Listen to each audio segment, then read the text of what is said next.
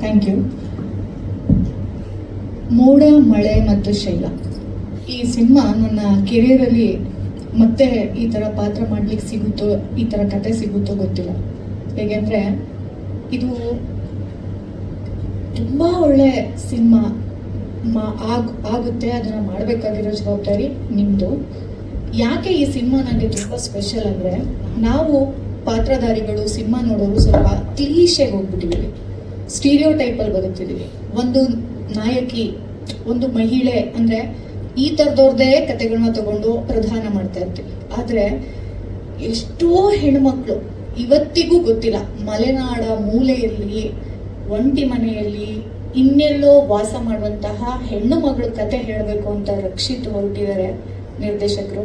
ಇಷ್ಟು ಸಿನಿಮಾಗಳು, ಅವರ ಕಥಾ ಪುಸ್ತಕಗಳು ಯಾವಾಗಲೂ ಕಾಡು ಮೇಲಿತ್ತು, ಪರಿಸರದ ಮೇಲಿತ್ತು. ಈಗ ಹೆಣ್ಣಿನ ಬಗ್ಗೆ ಅವರು ಯೋಚನೆ ಮಾಡಿದ್ ನೋಡಿ ನನಗೆ ಮೊದಲು ತುಂಬ ಖುಷಿಯಾಗಿದ್ದು ರಕ್ಷಿತ್ ಅವರ ಯೋಚನೆಗೆ. ಶೈಲಾ ಅನ್ನೋ ಪಾತ್ರ ಕಟ್ಟಿ, ಆ ಶೈಲಾ ಅನ್ನೋ ಪಾತ್ರದ ಸುತ್ತ ಒಂದು ಸಿನಿಮಾ ನೋಡಿ ಬೇಡ ಹೆಚ್ಚು, ಶೈಲಾ ಒಬ್ಬಳೆ ತಲೆಯಲ್ಲಿರಲಿ. ತುಂಬ ಹೋಮ್ವರ್ಕ್ ಮಾಡಿಕೊಂಡು, ನನಗೆ ಜಾಸ್ತಿ ಕ್ಯಾರೆಕ್ಟರ್ಗೆ ಹೋಮ್ವರ್ಕ್ ಮಾಡೋಕ್ಕೆ ಸಮಯ ಸಿಕ್ಕಿಲ್ಲ. ಅವ್ರು ಹೇಳ್ತಾರೆ ಅದು ನಂಗೆ ಜಾಸ್ತಿ ಸಮಯ ಅಂತ, ಆದರೆ ನಾನು ತುಂಬ ಇನ್ನೂ ಸಮಯ ತಗೊಳ್ತೀನಿ ಒಂದು ಕ್ಯಾರೆಕ್ಟರೈಸೇಷನ್ಗೆ. ನೀವು ಮೊದಲು ಈ ಥರ ಯೋಚನೆ ಮಾಡಿರೋದ್ರಿ ಈ ಸಾಲೆ ನೋಡಿ, ಇಷ್ಟು ಜನ ಗಂಡು ಮಕ್ಕಳ ಪೈಕಿ ನಾನು ಒಬ್ಬಳೆ ಹುಡುಗಿ ಕೂತಿರೋಳು. ಆದರೆ ನಾನು ಕಂಫರ್ಟಬಲ್ ಆಗಿದ್ದೀನಿ. ಯಾಕಂದ್ರೆ ನಾವು ರಂಗಭೂಮಿಯವರು, ನಾವು ತುಂಬ ಟ್ರಾವೆಲ್ ಹಿಂಗೆ ಮಾಡ್ತೀವಿ, ಕಂಫರ್ಟಬಲ್ ಆಗಿ ಇರ್ತೀವಿ. ಆದರೆ ಇಡೀ ಸಿನಿಮಾದಲ್ಲೂ ಕೂಡ ಶೈಲಾ ಅನ್ನೋ ಒಂದು ಕತೆ ಹೇಳಕ್ಕೆ ಎಷ್ಟು ಪುರುಷ ಪ್ರಧಾನ ಪಾತ್ರಗಳು ಬರುತ್ತೆ, ಎಷ್ಟೆಲ್ಲ ವ್ಯವಸ್ಥೆ ಬರುತ್ತೆ ಅನ್ನೋದನ್ನ ಎಷ್ಟು ಚೆನ್ನಾಗಿ ಕಟ್ಕೊಟ್ಟಿದ್ದಾರೆ ಅಂತಂದ್ರೆ, ಅಲ್ಲೂ ಕೂಡ ಶೈಲಾ ಪಾತ್ರ, ಅಲ್ಲೂ ನನ್ನ ಸೆಟ್ಟಲ್ಲಿ ಹೆಚ್ಚು ಹೆಣ್ಮಕ್ಳು ಇಲ್ದಿರೋ ಸೆಟ್ಟು ಅಂತನೂ ನನಗೆ ಫೀಲ್ ಆಗ್ಲಿಲ್ಲ. ಕತೆ ಎಲ್ಲ ಸಿನಿಮಾ, ಈ ಸಾಗರ್ ಸರ್ ಇಂದ ಹಿಡಿದು ಸಂಪತ್ ಸರ್, ಅಶ್ವಿನ್ ಸರ್ ಇವರೆಗೂ ಕೂಡ ಪಾತ್ರ, ಮಳೆ, ಮೋಡ ಇದ್ರ ಜೊತೆನೆ ಎಲ್ಲ ಟ್ರಾವೆಲ್ ಮಾಡಿರೋದು. ನಿಜವಾದ ಮೋಡ ಜೊತೆನೆ, ನಿಜವಾದ ಮಳೆ ಜೊತೆನೆ ನಾವು ಟ್ರಾವೆಲ್ ಮಾಡಿದ್ದೀವಿ. ಹೇಗೆ ಅಂದ್ರೆ ನಮ್ಮ ಪಚಿತಿ ಆಕ್ಟರ್ದು ಹೇಗೆ ಅಂದ್ರೆ ಸಿಂಗ್ ಸೌಂಡ್ ಮಾಡ್ತಿದ್ದಾರೆ. ಮಳೆ ಬೇಕು ಸಾಗರ್ ಸರ್ಗೆ, ಆಕ್ಷನ್ ಹೇಳ್ತಾರೆ, ಆಕ್ಷನ್ ಹೇಳೋದು ನಾವು ಟೇಕ್ ಮಾಡೋಷ್ಟ್ರಲ್ಲಿ ಮಳೆ ನಿಂತೋಗ್ಬಿಡುತ್ತೆ, ನಮ್ಮ ಮರ್ತೋಗ್ಬಿಡುತ್ತೆ. ನಾವು ಸ್ವಲ್ಪ ಮೆಥಡ್ ಆಕ್ಟ್ರು ಹೋಗ್ಬಿಡುತ್ತೆ, ಫ್ಲೋ ಹೋಗ್ಬಿಡುತ್ತೆ. ಬೇಡ ಕಷ್ಟ, ಯಾರಿಗೆ ಹೇಳೋದು ನಮ್ಮ ಕಷ್ಟನ, ಮತ್ತೆ ನಾನ್ ಸಖತ್ತಾಗಿ ಹೇಳಿರ್ತೀನೋ ಏನೋ ಬಂದಿರುತ್ತೆ, ಅವಾಗ ಮಳೆ ಇರಲ್ಲ, ಇಲ್ಲ ಕಂಟಿನ್ಯೂಟಿ ಬ್ರೇಕ್ ಆಗ್ಬಿಡುತ್ತೆ ಅಂತ. ಆದ್ರೂ ಕೂಡ ಎಲ್ಲೂ ಕಾಂಪ್ರೋ ಆಗದೆ, ಸಾಗರ್ ಸರ್ ಆಗ್ಬೋದು, ರಕ್ಷಿತ್ ಅವ್ರು ಆಗ್ಬೋದು, ಇಲ್ಲ ಬರೋವರೆಗೂ ಬಿಡದೆ ಬೇಕೇ ಬೇಕು ಇದು ಅಂತ ಮಳೆಗೂ ಕಾದು, ಮಳೆನೂ ಈ ಸಿನಿಮಾದಲ್ಲಿ ನಮ್ಮಗಳ ಜೊತೆ ನಿಜವಾದ ಪ್ರಮುಖ ಪಾತ್ರ ವಹಿಸಿರೋದು ಮಳೆ. ಮಳೆ ಜೊತೆ ನಾವು ಹೊಂದ್ಕೊಂಡು ಹೋಗಿದ್ದೀವಿ ಎಲ್ಲರೂ ಅಷ್ಟೇ. ಸೊ ಮಳೆನೂ ಸಹ ನಮಗೆ ಸಪೋರ್ಟ್ ಮಾಡಿ, ಒಂದು ಮಳೆ ಹೆಸರಿಂದನೇ ಈ ಟೈಟಲ್ ಶುರು ಆಗ್ತಿದೆ ಅಂತಂದ್ರೆ ಮಳೆನೂ ಕೂಡ ಒಂದು ಪಾತ್ರ. ಅಲ್ಲೂ ಕೂಡ ಪರಿಸರನ ಹೇಳ್ತಾ ಇದ್ದಾರೆ, ಮೋಡ ಮಳೆ. ಅದ್ರ ಜೊತೆ ಒಂದು ಹೆಣ್ಣನ್ನ ಈ ಸಿನಿಮಾದಿಂದ ತಂದಿದ್ದಾರೆ. ಇನ್ನು ನನ್ನನ್ನ ಎಲ್ಲ ಆಲ್ಮೋಸ್ಟ್ ಯಾಕೆ ನೀವು ಕಮರ್ಷಿಯಲ್ ಸಿನಿಮಾಗಳು ಮಾಡಲ್ಲ, ಆರ್ಟ್ ಸಿನಿಮಾದಲ್ಲೇ ಮಾಡ್ತೀರಾ ಅಂತ ಕೇಳಿದವ್ರು ಉಂಟು. ನನಗೆ ಸಿನಿಮಾ ಮಾಡಬೇಕು, ಸಿನಿಮಾದಲ್ಲಿ ಒಳ್ಳೊಳ್ಳೆ ಪಾತ್ರಗಳನ್ನ ಮಾಡಬೇಕು. ಒಳ್ಳೆ ಪಾತ್ರಗಳು ಅಂತಂದ್ರೇನು, ಅವಿತುಕೊಂಡಿರುವಂತಹ ಒಂದಷ್ಟು ಹೆಣ್ಣು ಮಕ್ಕಳ ಕಥೆಗಳನ್ನ ನಾನು ನಟಿಯಾಗಿ ಹೇಳಬೇಕು. ಇದು ನಟಿಯಾಗಿ ನನಗಿರುವ ಒಂದು ದಾಹ. ಇದು ಎಲ್ಲಾ ನಿರ್ದೇಶಕರಿಗೂ ಇರುತ್ತಾ? ಒಂದು ಹೆಣ್ಣಿನ ಒಂದು ಪ್ರತಿಭಟನೆ ಏನಿದೆ, ಮೌನ ಏನಿದೆ, ಅದನ್ನ ತೆರೆ ಮೇಲೆ ಹೇಳ್ಬೇಕು ಅನ್ನೋದು ಇರುತ್ತಾ? ಅದು ರಕ್ಷಿತ್ ಅವರಿಗಿತ್ತು. ನನಗೆ ಸ್ಕ್ರೀನ್ ಪ್ಲೇ ಕತೆನೆ ಈ ಸಿನಿಮಾ ನಾನು ಮಾಡ್ತೀನಿ, ಬೋಲ್ಡ್ ಅಂತ ಹೇಳಿದ್ರಿ, ಅದು ನಿಮ್ಗೆ ಇಲ್ಲಿ ಅನ್ಸ್ಬೋದು. ಆದ್ರೆ ಇಡೀ ಸಿನಿಮಾ ನೋಡಿದ್ರೆ ಒಂದು ಕತೆ ನನ್ಗೆ ಇಷ್ಟ ಆದ್ರೆ, ಆ ಪಾತ್ರ ಇಷ್ಟ ಆದ್ರೆ, ಹೌದು ಈ ತರ ಹೆಣ್ಮಕ್ಳು ಪಾತ್ರ ನಾವು ನಟಿಯಾಗಿ ಮಾತಾಡ್ಬೇಕು, ನಟಿಸ್ಬೇಕು ಅಂದ್ರೆ ಎಲ್ಲಾ ರಿಜಿಡ್ನೆಸ್ನು ಆಚೆ ಆಗ್ಬಿಡ್ತೀವಿ. ನಾವು ಆಕ್ಟರ್ ನಾವು ಈ ಫೀಲ್ಡಿಗೆ ಬಂದಿದ್ದೀವಿ ಅಂದ್ರೆ ನಾವು ಮಾತಾಡ್ಬೇಕು ಪಾತ್ರದ ಮೂಲಕ. ಅದು ಪ್ರಾಮಾಣಿಕವಾಗಿ, ಯಾವುದೇ ವಲ್ಗರ್ ಇಲ್ಲ, ಕ್ಲೀಶೆ ಇಲ್ಲ. ಅದಕ್ಕೆ ಅವಶ್ಯಕತೆ ಏನಿದೆ ಚಿತ್ರಕಥೆಗೆ, ಅದನ್ನ ಇಡೀ ಸೆಟ್ ಕೂಡ ಅದನ್ನ ಕಟ್ಕೊಡೋಕೆ ಬಹಳ ಅಂದ್ರೆ ಬಹಳ ಸಪೋರ್ಟ್ ಮಾಡಿದೆ. ಅದ್ರ ಜೊತೆ ಕೋ ಆರ್ಟಿಸ್ಟ್ ಸಂಪಜ್ಜಿ ಆಗ್ಬೋದು, ಗೋಪಾಲ್ ಕೃಷ್ಣ ದೇಶಪಾಂಡೆ ಅವರಾಗ್ಬೋದು, ತುಂಬಾ ಸಪೋರ್ಟಿವ್ ಆಗಿ ನಿಂತು ನಾವು ಆ ಪಾತ್ರನ ಆಚೆ ತರಲಿಕ್ಕೆ ಸಪೋರ್ಟ್ ಮಾಡಿದ್ದಾರೆ. ಆದ್ರೆ ನನಗೆ ಗೊತ್ತಿಲ್ಲ, ಅದಕ್ಕೆ ನಾನು ಇವತ್ತೇ ಫಸ್ಟ್ ನೋಡಿದ್ದು, ನಾನು ಕಾತರದಿಂದ ಕಾಯ್ತಿದ್ದೀನಿ ಹೇಗೆ ಬಂದಿದೆ ಅಂತೆಲ್ಲ ನೋಡ್ಲಿಕ್ಕೆ. ಮೋಡ ಮಳೆ ಜೊತೆ ಶೈಲನ್ ನೋಡ್ಲಿಕ್ಕೆ ನಾನು ಕಾಯ್ತಾ ಇದ್ದೀನಿ. ನಿಮ್ಮೆಲ್ಲರ ಬೆಂಬಲ ಸಿನಿಮಾ ಕೊನೆ ಹಂತದವರೆಗೂ ಇರಲಿ. ಎಲ್ಲರಿಗೂ ನಮಸ್ಕಾರ. ವೇದಿಕೆ ಮೇಲೆ ಇರೋ ಚಿತ್ರತಂಡಕ್ಕೆ ಮತ್ತು ಮಾಧ್ಯಮದ ಹಿತೈಷಿಗಳಿಗೆ ಈಗ ತಾನೇ ನೋಡಿದಿರೋದು ಟೈಟಲ್ ಟೀಸರಲ್ಲಿ. ಈಗ ಆಲ್ರೆಡಿ ಡೈರೆಕ್ಟ್ರು ಮತ್ತು ಅಕ್ಷತ್ ಅವರು ಎಲ್ಲರೂ ಸಿನಿಮಾ ಬಗ್ಗೆ ಮಾತಾಡ್ತಾರೆ.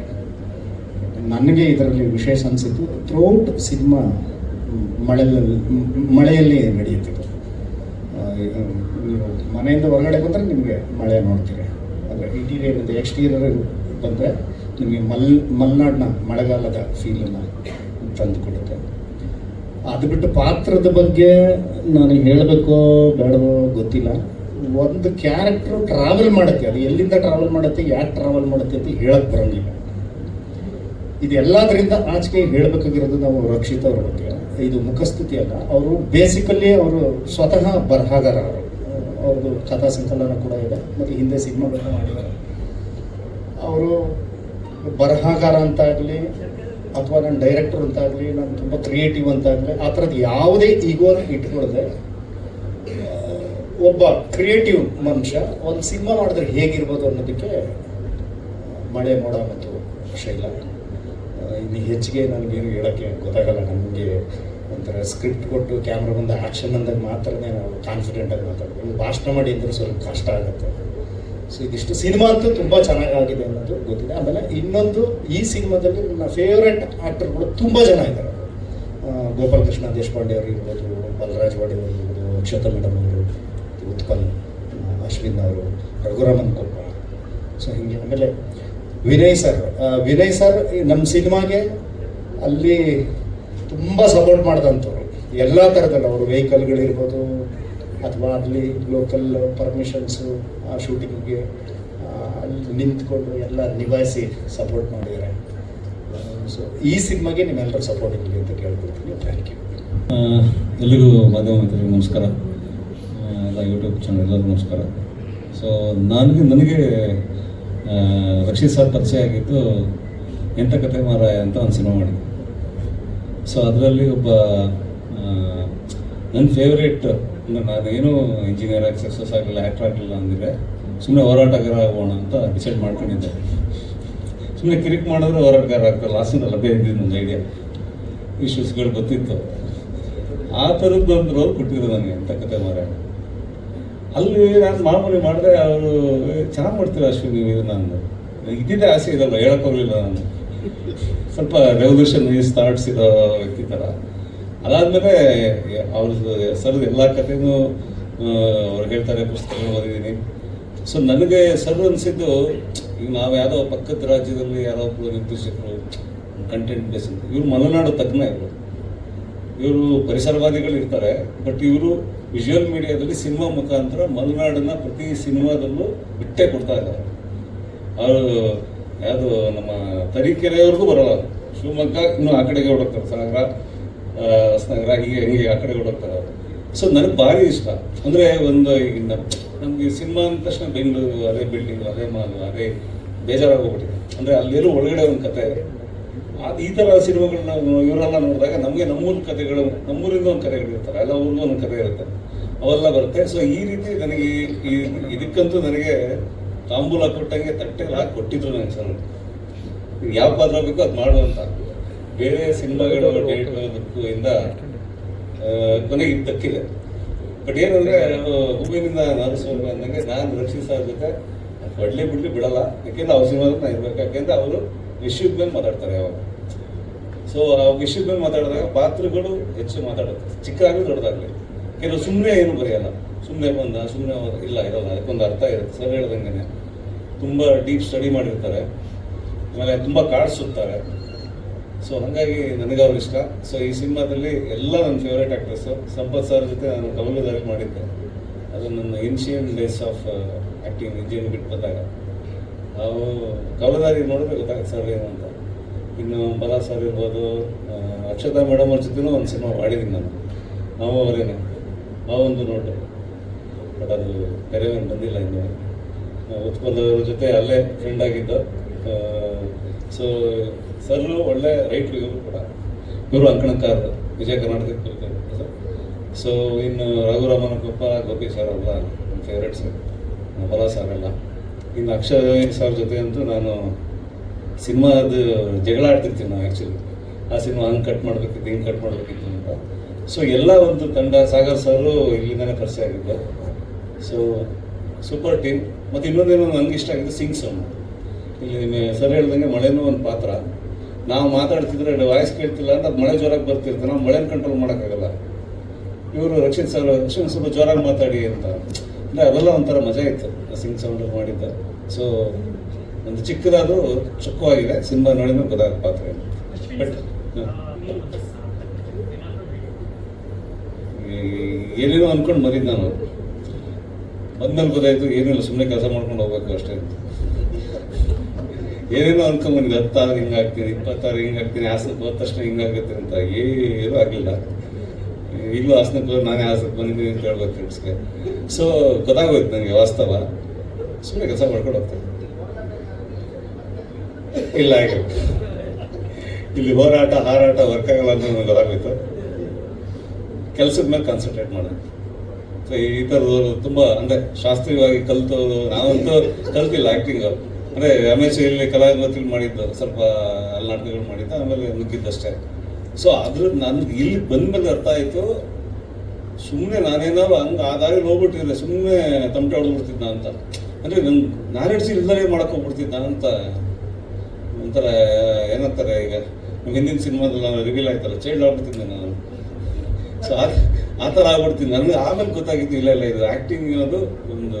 ಈಗ ಮೊನ್ನೆನೂ ಅಷ್ಟೇ ಗೋಪಿ ಸರ್ ಜೊತೆ ಮಾರ್ಕಲ್ಲಿ ಆ್ಯಕ್ಟ್ ಮಾಡಬೇಕಾದ್ರೆ ಅದು ಪ್ಯೂರ್ ಮ್ಯಾಥಮೆಟಿಕ್ಸ್ ಅಂತ ಒಂದು ಅವ್ರು ಹೇಳಿದರು. ಯೋಚನೆ ಮಾಡೋದು ನಿಜ, ಕಲಿಯೋದು ಎಷ್ಟಿದೆ. ನಾವು ಅದೇ ಏನೋ ಒಂದು ಗುಂಗ, ಈಗ ಹಾಸನ ಮಾಸಲ್ಲ, ಆ ಗುಂಗಲ್ಲಿ ಬಂದಿದ್ದು ನಾನು. ಬಟ್ ಆಮೇಲೆ ಗೊತ್ತಾಯ್ತು ಬೇಡ, ಅದು ಸುಮ್ಮನೆ ಮಾಡ್ಕೊಂಡು ಹೋಗ್ತಿದ್ದೀನಿ. ಎಲ್ಲ ಮಾಧ್ಯಮ ಮಿತ್ರರಿಗೂ ನಮಸ್ಕಾರ. ಮೊದಲನೇದಾಗಿ ನಾನು ಈಗ ನಮ್ಮ ನಿರ್ಮಾಪಕರಿಲ್ಲ, ಅವರು US ಅಲ್ಲಿ ಇರೋದ್ರಿಂದ, ಸೊ ಅವ್ರ ಪರವಾಗಿ ಈಗ ಅವ್ರ ತಂದೆ ತಾಯಿ ಬಂದಿದ್ದಾರೆ. ಇಡೀ ಚಿತ್ರತಂಡದ ಮೇಲೆ ನಿಮ್ಮ ಆಶೀರ್ವಾದ ಇರಲಿ. ನಾನು ಆದಷ್ಟು ಬಗ್ಗೆ ಏನಕ್ಕೆ ಅಷ್ಟು ಸೊ ಈಗ ಆದಷ್ಟು ಬಗ್ಗೆ ಏನಂದ್ರೆ, ನಾವು ನಾರ್ಮಲ್ ಆಗಿ ನೋಡ್ತೀವಿ ಒಬ್ಬ ಯಾರ ಪ್ರೊಡ್ಯೂಸರ್ನ ಹಿಡಿಬೇಕು ಅಥವಾ ಒಂದು ಪ್ರೊಡ್ಯೂಸರ್ನ ಒಂದು ಸಿನಿಮಾಗೆ ಒಪ್ಸೋದು ಎಷ್ಟು ಕಷ್ಟ ಇದೆ ಅಂತ ಹೇಳಿ. ಬಟ್ ನಮ್ಮ ಆದಷ್ಟು ಬರುತ್ತೆ, ನೀವು ಎಂಥ ಕತೆ ಹೇಳಿದ್ರು ಕೂಡ ಸರ್, ಈ ಕತೆಗಳನ್ನ ಎಲ್ಲರೂ ಒಂದು ಕಂಟೆಂಟ್ ಇರಲಿ ಕೂಡ ಅದೇ ರೀತಿಯಲ್ಲಿ ಆಗಿದ್ದಂತಹ ಸಿನಿಮಾ. ಅಗೇನ್ ಈಗ MMS ಸಿನಿಮಾದ ಇನ್ನೊಂದು ಏನಂದ್ರೆ, ನಾವು ತಿಮ್ಮನ ಮೊಟ್ಟೆಗಳ ಸಿನಿಮಾ ಇನ್ನೂ ರಿಲೀಸ್ ಆಗಿರಲಿಲ್ಲ. ಅದಾಗಲೇ ನಾವು MMS ಹೋಗಿ ಶೂಟ್ ಮುಗಿಸ್ಕೊಂಡು ಬಂದಿದ್ವಿ. ಅಂದರೆ ಕತೆ ಕೇಳಿಬಿಟ್ಟು ಇಲ್ಲ ಸರ್ ಶೂಟ್ ಮಾಡೋಣ, ಮಳೆಗಾಲದಲ್ಲೇ ಮಾಡಬೇಕು ಅಂತ ಹೇಳಿ. ಇನ್ನೊಂದು ವಿಶೇಷತೆ, ಇಡೀ ಸಿನಿಮಾ ನಾವು ಸಿಂಗ್ ಸೌಂಡಲ್ಲಿ ಮಾಡಿದ್ದೀವಿ. ಸಂಪೂರ್ಣ ಮಳೆಗಾಲದಲ್ಲಿ ಮಾಡಿರೋದು ಮತ್ತು ಸಿಂಗ್ ಸೌಂಡಲ್ಲಿ ಮಾಡಿರೋದು. ಹಾಗಾಗಿ ಈ ಚಿತ್ರಕ್ಕೆ ವರ್ಕ್ ಲೋಡು ಜಾಸ್ತಿ ಇತ್ತು. ನಂತರ ಹೋಮ್ವರ್ಕ್ ಕೂಡ ಜಾಸ್ತಿನೇ ಅಂತ ಹೇಳ್ಬೇಕು. ಯಾಕಂದರೆ ಸಿಂಗ್ ಸೌಂಡಲ್ಲಿ ಮಳೆ ಬರುತ್ತೆ, ಮಳೆ ಪ್ರಮಾಣ ಕಡಿಮೆ ಆಗುತ್ತೆ ಮತ್ತೆ ಜಾಸ್ತಿ ಆಗುತ್ತೆ. ಸೊ ಆ ಎಲ್ಲ ಒಂದು ಸವಾಲುಗಳನ್ನ ಎದುರಿಸ್ಕೊಂಡು ನಾವು ಇದು ಚಿತ್ರ ಮಾಡಿದ್ದು. ಆಮೇಲೆ ಈ ಚಿತ್ರ ನನಗೆ ಏನಕ್ಕೆ ತುಂಬ ವಿಶೇಷತೆ ಅಂತ ಹೇಳಿದ್ರೆ, ನನ್ನ ಅಂದರೆ ಹಿಂದಿನ 3 ಸಿನಿಮಾಗಳು, ಈ ಹೊಮ್ಮಣ್ಣದಲ್ಲಿ ನಾವು ಅರಣ್ಯ ಒತ್ತುವರಿ ಬಗ್ಗೆ ಮಾತಾಡಿದ್ವಿ, ಎಂತಗದೆ ಮಾರಾಯದಲ್ಲಿ ಬೆಂಗಳೂರಿಗೆ ಶರಾವತಿ ನೀರನ್ನ ತರೋದ್ರ ಬಗ್ಗೆ ಮಾತಾಡಿದ್ವಿ. 3ನೇದು ಸಿನಿಮಾ ತಿಮ್ಮನ ಮೊಟ್ಟೆಗಳು, ಮನುಷ್ಯ ಮತ್ತು ಪ್ರಾಣಿ ಮಧ್ಯೆ ಇರೋ ಒಂದು ಸಂಘರ್ಷ ಈ ಥರದ್ದು. ಬಟ್ ಈ 3 ಸಿನಿಮಾಗಳು ಇಶ್ಯೂ ಬೇಸ್ಡು, ಈ 3 ಸಿನಿಮಾಗಳು ಇನ್ನೂ ಕೂಡ ಚಾಲ್ತಿಯಲ್ಲಿ ಇರುವಂಥದ್ದೇ. ಶರಾವತಿದು ಗಲಾಟೆ ಇನ್ನೂ ನಡೀತಾ ಇದೆ. ಕಾಳಿಂಗ ಸರ್ಪದ್ದು ಈಗ ಅಲ್ಲಿ ಅರಣ್ಯ ಮಂತ್ರಿಗಳೇ ಅವರಿಗೆ ಅಂದರೆ ಒಂದು ಎಂಕ್ವೈರಿಗೆ ಆರ್ಡರ್ ಕೊಟ್ಟಿದ್ದಾರೆ ಕಾಳಿಂಗ ಒಂದು ರಿಸರ್ಚ್ ಸೆಂಟರ್ ಮೇಲೆ. ಸೊ ಈ 3 ಸಿನಿಮಾಗಳು ಇಶ್ಯೂ ಬೇಸ್ಡ್ ಆಯಿತು. ಇನ್ನು ಮತ್ತೆ ಇದೆ ಕಂಟಿನ್ಯೂ ಮಾಡೋದು ಬೇಡ ಅಂತ ಅನಿಸ್ತು ನನಗೆ. ಆ ಟೈಮಲ್ಲಿ ಈ ಒಂದು ಕತೆ ಹುಟ್ಕೊಂಡಿತ್ತು. ಇನ್ನು ಇದು ಮೇನ್ ಇನ್ನು ಹೇಳ್ಬೇಕಂತಂದ್ರೆ, ಕತೆ ಓಕೆ ಎಲ್ಲ ಚೆನ್ನಾಗಿ ಬರೆದ್ವಿ, ಏನೋ ಆಯಿತು ಅಂದರೆ ಪಾತ್ರಗಳ ಆಯ್ಕೆ. ಯಾಕಂದರೆ ಶೈಲಾ ಅನ್ನೋ ಒಂದು ಕ್ಯಾರೆಕ್ಟ್ರು ಮೋಸ್ಟ್ಲಿ ಅದು ಎಲ್ಲರೂ ಮಾಡ್ಲಿಕ್ಕೆ ಆಗದೆ ಇರೋಂಥ ಕ್ಯಾರೆಕ್ಟರ್ ಅಂತ ಓಪನ್ ಆಗಿ ಹೇಳ್ತೀನಿ. ರೀಸನ್ ತುಂಬ ಇದ್ದಾವೆ. ಒಂದು ಸಿನಿಮಾದಲ್ಲಿ ಒಂದು 3 ರಿಂದ 4 ಸೀಕ್ವೆನ್ಸ್ಗಳನ್ನ ನಾವು ಪೂರ್ವಭಾವಿಯಾಗಿ ಏನೋ ಡಿಸೈಡ್ ಮಾಡಿಬಿಟ್ಟು ಮಾಡ್ತೀವಿ. ಆದರೆ ಈ ಸಿನಿಮಾದಲ್ಲಿ ಪ್ರತಿ ಸೀನ್ ಕೂಡ ಮೆಂಟಲಿ ತುಂಬ ಪ್ರಿಪೇರ್ ಆಗಿರಬೇಕು. ಬಹುಶಃ ಅಕ್ಷತವ್ರಿಗೆ ನಾವು ಶೂಟ್ ಮಾಡ್ತಿರುವಾಗ ನಾನು ರೆಡಿ ಸರ್ ಅಂತ ಹೇಳಿದಾಗ ಎಷ್ಟೋ ಸರಿ ನಾವು ಟೇಕ್ನ ಇದು ಮಾಡಿದ್ದೀವಿ, ಆ್ಯಕ್ಷನ್ ಹಿಡಿದೀನಿ. ಅಂದರೆ ಮೆಂಟಲಿ ತುಂಬ ಪ್ರಿಪೇರ್ ಆಗಬೇಕಿತ್ತು ಆ ಸೀಕ್ವೆನ್ಸ್ ನಾವು ಮಾಡಬೇಕಂದ್ರೆ. ಪ್ರತಿಯೊಂದು ಸೀನ್ಗಳು ಅದೇ ಥರನೇ ಇದ್ವು. ಹಾಗಾಗಿ ಅವರು ಪಕ್ಕ ಅಕ್ಷತೆಯಿಂದ ಶೈಲಾಗಿ ಕನ್ವರ್ಟ್ ಆದರು ಕಂಪ್ಲೀಟ್ ಶೂಟ್ ಮುಗಿಯೋದು ಒಳಗೆ. ನೆಕ್ಸ್ಟ್ ಅದನ್ನು ಬಿಟ್ಟರೆ ಸಂಪತ್ ಮೈತ್ರೇಯ ಮತ್ತೆ ಗೋಪಾಲಕೃಷ್ಣ ಸರ್ ಅವ್ರು ಬಂದಿಲ್ಲ ಇವತ್ತು. ಅವರಿಬ್ಬರದ ಆ್ಯಕ್ಟಿಂಗ್ ಬಹುಶಃ ನನಗೆ ಅವ್ರು ಬೇರೆ ಎಲ್ಲ ಸಿನಿಮಾಗಳಿಗಂತೂ ಈ ಸಿನಿಮಾದಲ್ಲಿ ಬೇರೆ ಥರನೇ ಬಂದಿದೆ, ಆಮೇಲೆ ಬೇರೆ ಥರನೇ ಆ್ಯಕ್ಟ್ ಮಾಡಿದ್ದಾರೆ. ಅವ್ರದ್ದು ಒಂದು ಪರ್ಫಾರ್ಮೆನ್ಸ್. ಹಾಗಾಗಿ ಈ ಸಿನಿಮಾ ಕಂಪ್ಲೀಟ್ ಕಲಾವಿದರ ಸಿನಿಮಾ ಅಂತ ಹೇಳಲಿಕ್ಕೆ ನಾನು ಇಷ್ಟಪಡ್ತೀನಿ. ಮತ್ತು ರಾಘುರಮನ್ ಕಪ್ಪ ಸರ್ ಆಗಿರ್ಬೋದು, ಬಲರಾಜ್ ವಾಡಿ ಸರ್ ಆಗಿರ್ಬೋದು, ಅವ್ರದ್ದೆಲ್ಲ ಏನು ಅವ್ರದ್ದು ಈ ಹಿಂದೆ ಏನು ಮಾಡಿದ್ರು ಆ ಒಂದು ನಟನೆಗಿಂತ ಬೇರೆದೇ ಪಾತ್ರ, ಬೇರೆ ರೀತಿಯ ನಟನೆಯನ್ನು ಮಾಡಿದ್ದಾರೆ. ಇನ್ನು ಅಶ್ವಿನ್ ಆಶನ್ ನಾವು ಎಲ್ಲರೂ ಎಲ್ಲ ಸಿನಿಮಾದಲ್ಲೂ ನೋಡಿರ್ತೀರ, ಒಂದು ಪಾತ್ರ ಇದ್ದೇ ಇರುತ್ತೆ ಅವರಿಗೆ ಪ್ರತಿ ಇದರಲ್ಲೂ. ಆಮೇಲೆ ನಮ್ಮ ಸಿನಿಮಾದಲ್ಲಿ ಅವ್ರಿಗೆ ಒಂದು ಪಾತ್ರ ಇರುತ್ತೆ, ಅವ್ರದ್ದು ಕೂಡ ಪೊಲೀಸ್ ಇದ್ರೂ ಕೂಡ ಇದರಲ್ಲಿ ಬೇರೆ ಥರ ಹೋಗುತ್ತೆ ಅವ್ರದ್ದು ಒಂದು ರೋಲು. ನಂತರ ಇನ್ನೊಂದು ಮೇನ್ ಅಂತಂದರೆ ನಾನು ಸಾಗರ್ ಆಗ್ಬೋದು, ಆಮೇಲೆ ಅಕ್ಷಯ್ ಸರ್ ಆಗಿರ್ಬೋದು, ನಾವೆಲ್ಲ ಮಾತಾಡ್ತಾ ಇರುವಾಗ ಸ್ಕ್ರೀನ್ ಪ್ರೆಸೆನ್ಸ್ ಯಾರು ಚೆನ್ನಾಗಿ ಬಂದಿದೆ, ಸಖತ್ತಾಗಿರೋ ಫಿಟ್ ಆಗಿದೆ ಅಂತ ಹೇಳಿದ್ರೆ ನಾವು ಫಸ್ಟ್ ನೆನಪು ಬರ್ತಿದೆ ಉತ್ಪಲ್ ಸ್ಕ್ರೀನ್ ಪ್ರೆಸೆನ್ಸ್ ಎಷ್ಟು ಚೆನ್ನಾಗಿದೆ ಅಂದರೆ ಈ ಸಿನಿಮಾದಲ್ಲಿ ನೋಡ್ತಾ ಇದ್ದಂಗೆ ಓಕೆ ಈ ಸಿನಿಮಾ ಮುಗ್ದೋಗ್ಬಿಡ್ತಾನೆ ನಮಗೆ ಅಂತ. ಅಂದರೆ ನಾವೇ ಎಡಿಟಿಂಗ್ ಕೂತಾಗ ನಮಗೆ ಆ ಥರ ಅನಿಸಿದೆ. ಇನ್ನು ನಮಗೆ ವಿನಯನ್ ಆಗಿರ್ಬೋದು, ಎಲ್ಲ ಪಾತ್ರಗಳ ಜೊತೆಗೆ ಒಂದು ಮೋರಲ್ ಸಪೋರ್ಟ್ ಆಗಿ ನಿಲ್ತಾರೆ ಎಲ್ಲ ಒಂದು ಇದರಲ್ಲೂ ನಮಗೆ ಪ್ರಾಜೆಕ್ಟಲ್ಲೂ. ಇನ್ನು ತಾಂತ್ರಿಕ ವರ್ಗದ ಬಗ್ಗೆ ನಾವು ಮಾತಾಡ್ಬೇಕಂತ ಹೇಳಿದ್ರೆ ಮೇನ್ DOP ಒಂದು ಸರಿ ಸ್ಕ್ರಿಪ್ಟ್ ಮುಗ್ದು ನಾವು ಡಿಸ್ಕಷನ್ಗೆ ಕೂತವರು ಸಿನಿಮಾ ಮುಗಿಯೋ ತನಕ ಡಿಸ್ಕಷನ್ ಹಂಗೆ ಇತ್ತು. ಪೋಸ್ಟ್ ಪ್ರೊಡಕ್ಷನ್ ನಾವು ಡಿಸ್ಕಷನ್ ಮಾಡ್ತಿರ್ತೀವಿ, ಇದು ಬೇಕು ಇದು ಬೇಡ ಅಂತ ಹೇಳಿ. ಅಷ್ಟರ ಮಟ್ಟಿಗೆ ಒಬ್ಬ ಡೈರೆಕ್ಟರ್ ಎಷ್ಟು ಸ್ಕ್ರಿಪ್ಟಲ್ಲಿ ಇನ್ವಾಲ್ವ್ಮೆಂಟ್ ಇರುತ್ತೆ ಅಷ್ಟು ಇನ್ವಾಲ್ವ್ಮೆಂಟು ಸಾಗರ್ದಿತ್ತು. ನೀವು ನೋಡ್ತಿರ್ಬೋದು ಸೀನರಿ, ಅಂದರೆ ಇದು ಜಸ್ಟ್ ನಾವು ಟೈಟಲ್ಗೋಸ್ಕರ ಒಂದಷ್ಟು ದೃಶ್ಯಗಳನ್ನ ಕಟ್ ಮಾಡಿರೋದು, ಬಟ್ ಈ ಸಿನಿಮಾ ಬೇರೆ ಥರನೇ ಇದೆ. ಆ ದೃಶ್ಯ ಕಟ್ಕೊಡೋಕೆ ನಮ್ಗೆ ತುಂಬ ಹೋಮ್ವರ್ಕ್ ಇತ್ತು, ಅದೆಲ್ಲ ನೀಟಾಗಿ ನಿಭಾಯಿಸಿದ್ದಾರೆ ಸಾಗರ್. ಇನ್ನು ಅಕ್ಷಯ್ ಸರ್ ಹೇಳ್ಬೇಕಂದ್ರೆ ನಮ್ಮ ಫಸ್ಟ್ ಸಿನಿಮಾ ಹೊಂಬಣ್ಣ ಎಡಿಟರ್ ಅವರು, ನಾಟ್ ಓನ್ಲಿ ಎಡಿಟರ್ ಅವರು, ಸ್ಕ್ರಿಪ್ಟ್ ಒಳ್ಳೆ ನಾಲೆಡ್ಜ್ ಇದೆ, ಕಟ್ಸ್ಗಳನ್ನ ಯಾವ ಥರ ಕೊಡಬೇಕು, ದೃಶ್ಯಗಳು ಹೇಳಬೇಕು ಅನ್ನೋದು. ಇಡೀ ಸಿನಿಮಾದಲ್ಲಿ ನಮಗೆ ಒಂದು 30% ಡೈಲಾಗ್ ಇದೆ ಅಷ್ಟೇ. ವಿಜುವಲ್ಸೇ ಮಾತಾಡಬೇಕು ಅನ್ನೋದು ನಾವು ಮಾತಾಡ್ಕೊಂಡಿದ್ದು, ವಿಜುವಲ್ಸ್ ಮಾತಾಡಬೇಕು, ಡೈಲಾಗ್ ಬೇಡ, ಇಷ್ಟೇ ಇರಬೇಕು, ವಿಜುವಲ್ಸೇ ಮಾತಾಡಲಿ ಅಂತ ಹೇಳಿ. ಸೊ ಅದು ಇದ್ರಲ್ಲಿ ಕನ್ವೆ ಆಗಿದೆ, ನಾವೇನು ಅಂದ್ಕೊಂಡಿದ್ದೀವಿ ಅದು. ಮತ್ತು ಕಂಪ್ಲೀಟ್ ಸೌಂಡ್ ಸಿಂಗ್ ಸೌಂಡ್ ಮಾಡಿದ್ದು ಮಿತ್ರ ಮಧ್ಯಸ್ಥ ಅಂತ ಹೇಳಿ ಬಂದಿಲ್ಲ. ಅದು ಬಿಟ್ಟು ನಮ್ಮ ಡೈರೆಕ್ಷನ್ ಟೀಮು ಸತೀಶ್ ಆಚಾರ್ಯ ಇರ್ಬೋದು, ಸಂದೀಪ್ ಆಗಿರ್ಬೋದು, ಪೃಥ್ವಿ ಹೊಸಗದ್ದೆ, ಸೊ ಎಲ್ಲರದ್ದು ಎಫರ್ಟ್ ಇರೋದ್ರಿಂದ ನಮಗೆ ಈ ಒಂದು ಔಟ್ಪುಟ್ ಇಷ್ಟು ನೀಟಾಗಿ ಬಂದಿದೆ. ಸೊ ತಿಮ್ಮನ ಮಟ್ಟಗಳಿಗೆ ಎಷ್ಟು ಸಹಕಾರ ಇತ್ತು ಮಾಧ್ಯಮದವ್ರದ್ದಾಗಿರ್ಬೋದು, ಇವ್ರದ್ದು ಸಪೋರ್ಟು, ಸೊ ಹಂಗೆ ಕಂಟಿನ್ಯೂ ಆಗಲಿ ಅಂತ ಇದು ಮಾಡ್ತೀನಿ. ಮೋಸ್ಟ್ಲಿ ನಾನು ಜಾಸ್ತಿ ಮಾತಾಡೋಕ್ಕಿಂತ ಕಲಾವಿದರು ಜಾಸ್ತಿ ಮಾಡಿದ್ರೆ ಚೆನ್ನಾಗಿರುತ್ತೆ, ಯಾಕಂದರೆ ಇದು ಕಲಾವಿದರು ಸಿನಿಮಾ.